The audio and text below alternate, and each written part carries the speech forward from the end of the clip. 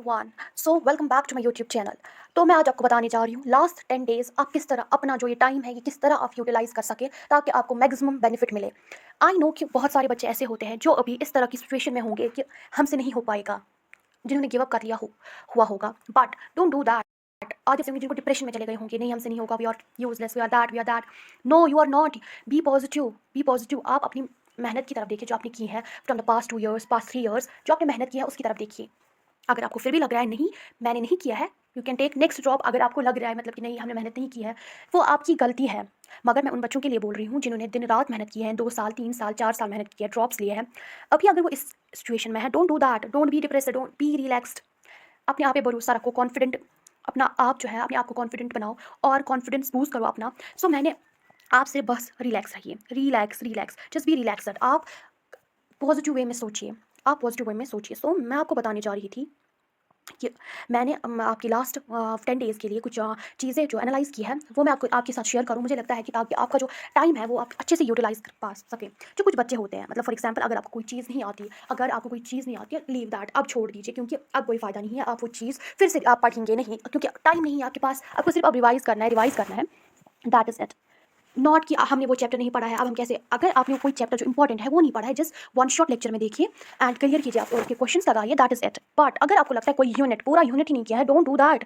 आप जो आपने पहले पढ़ा होगा, जो आपने पिछला जो पढ़ा होगा वो आप भूल जाएंगे। सो पहली मेरी आपसे यही रिक्वेस्ट है, don't go that there, don't go there like इसको भी पढ़ना है, इसको भी। अरे जो आपने पढ़ा है उसको अच्छे से प्रिपेयर कीजिए, आपको कॉन्फिडेंट रहिए अपने आप से।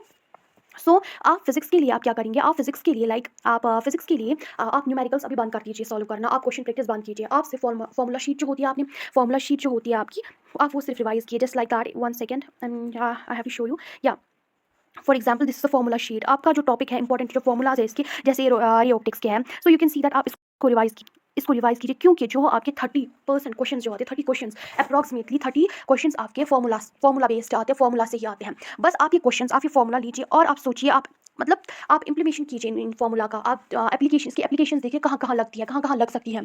सो फॉर दिस आप अभी न्यूमेरिकल्स बंद कीजिए, you don't have to go for the numericals right now because it's not the right time, ठीक है। एंड होप फिजिक्स के लिए है, सिर्फ जस्ट रिवाइज फॉर्मूला शीट आप रिवाइज कीजिए for both 11th and 12th class.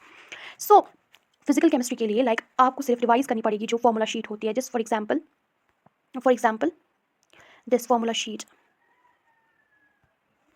या this is a formula sheet of electrochemistry, you can see chemical kinetics. आप देख सकते हैं इस तरह आपने जो फॉर्मूला शीट बनाई होगी, जस्ट लाइक दिस आप इसको रिवाइज कीजिए, आप बनाइए, आपने अपनी तरीके से बनाई होगी। डू दैट फिजिकल केमिस्ट्री के लिए आप यही कीजिए।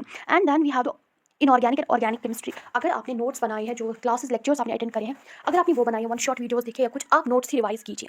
अगर किसी ने नोट्स नहीं बनाए हैं, आप इनऑर्गेनिक केमिस्ट्री एनसीईआरटी रीडिंग कीजिए, जस्ट रीड एनसीईआरटी, आप उसको इन 10 डेज में फुली रीड कीजिए। ऑर्गेनिक के लिए भी यही मैं बताऊंगी, आप एनसीईआरटी पे फोकस रहिए। आप इन 10 डेज में अगर किसी ने नोट्स नहीं बनाए हैं, वो वही ऑर्गेनिक केमिस्ट्री जो है, अगर नोट्स नहीं बनाया, आप ऑर्गेनिक केमिस्ट्री जो एनसीईआरटी होती है वो पढ़िए बस। And then we have the most scoring जो है वो बायोलॉजी है। सो या हमारा जो बायोलॉजी है दैट इज़ हियर। सो हमारे पास बायोलॉजी में जो मोस्ट स्कोरिंग जो टॉपिक्स है और यूनिट्स हम कह सकते हैं, बिकॉज ये रिवीजन के लिए मैं आपको बता रही हूँ। देखिए अगर आप इनमें से किसी को नहीं पढ़ा है, मतलब अगर आपने कोई यूनिट नहीं पढ़ा, ह्यूमन फिजियो नहीं पढ़ी है, सो लीव दैट, बिकॉज अब आप पढ़ेंगे बिकॉज उसको टाइम लगेगा। अगर आपने पहले से पढ़ी है, that will be easy for you to revise it, because revision अगर आपने पढ़ा होगा, थोड़ा कंसेप्ट रहा होगा, तो रिवाइज आप कर सकते हैं, इसका रिविजन कर सकते हैं। तो मेरे पास कुछ टॉपिक्स है, यूनिट्स है actually, like human physio, plant physio, genetics, biotech, ecology, like ये 5 यूनिट्स है। आप इसमें आपको 260 प्लस मार्क्स आ जाएंगे। For example human physio, plant physio, genetics, biotechnology, ecology. और एडिशनल आप जो है, एडिशनल आप क्या कर सकते हैं, 1 second I will show you. या 1 second I will show you. आप एडिशनली क्या कर सकते हैं, लाइक लिविंग वर्ल्ड जो है, लिविंग वर्ल्ड पढ़ सकते हैं, that is good, that is good, I like that, that is good. And classification जो होती है, that is easy chapter, that is easy chapter, वो ईजी चैप्टर्स होते हैं, ठीक है। क्लासिफिकेशन होती है। और थर्ड मैं आपको बता दूँ, लाइक माइक्रोब्स पढ़ सकते हो आप। And these are the smaller chapters जो है आप उनको कवर कर सकते हैं, that would be really really beneficial. And lastly I would like to say, please don't take stress, all the very best.